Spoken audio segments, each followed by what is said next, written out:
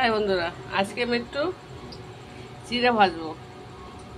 পেঁয়াজ কুচিয়ে নিয়েছি, চানাচুর নিয়েছি, বাদাম নিয়েছি, লঙ্কা কুচি, গন্ধরাস লেবু নিয়েছি, চিড়ে নিয়েছি, তেল বসিয়ে দিয়েছি। আবার নতুন ভাজি ভেজে খেয়ে দেখি। তেলে একটা শুকনো লঙ্কা দিয়ে দিচ্ছি।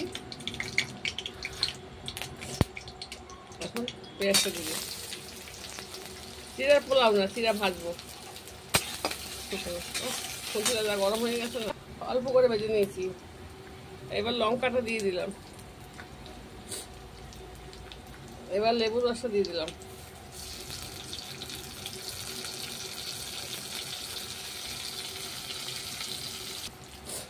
কি দিলাম? লঙ্কা, পেঁয়াজ, লেবুর রস। এখানে তো পোলাও করছি না, আমি চিড়া ভাজা করছি। নুনটা দিয়ে দিলাম। পরে একবার খেয়েই দেখবেন না কিরকম লাগে। আর আমার প্রচুর সর্দি লেগেছে, গলা ব্যথা করছে, শরীরটাও ভালো নেই। আমিও তো একদম নতুন করছি এটা।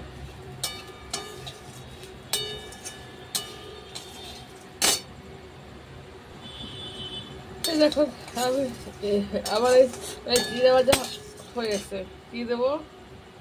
একটু ভাজা ধরে দিলাম, আর একটু হালকা গোলমরিচ দিলাম, আর এই চানাচুর সব দিয়ে দিলাম। চানাচুর, বাদাম টাদাম ভাজা মশলা। একটা মশলা চিড়ে ভাজা হয়ে এসছে। গন্ধরাস লেবু দিয়েছি, পেঁয়াজ দিয়েছি, লঙ্কা কুচি দিয়েছি, আর আর বাদাম দিয়েছি, আর চানাচুর দিয়েছি। দিয়ে এটা ভাজা চিড়ে করলাম। একবার করে খেয়ে দেখবেন, আমিও নতুন করছি। নুন দিয়েছি,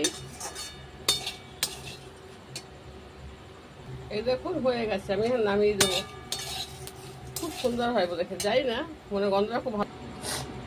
এই দেখুন ভাজা চিড়া মশলা চিড়ে না কি দিয়েছি? পেঁয়াজ কুচি, লঙ্কা কুচি, আপনার গন্ধরাস লেবু, চানাচুর, তারপরে বাদাম। দেখুন দেখতে কত সুন্দর হয়েছে। একবার করে খেয়ে দেখুন না বন্ধুরা, ভালো লাগবে, সত্যি ভালো লাগবে। গন্ধটা সুন্দর হয়েছে।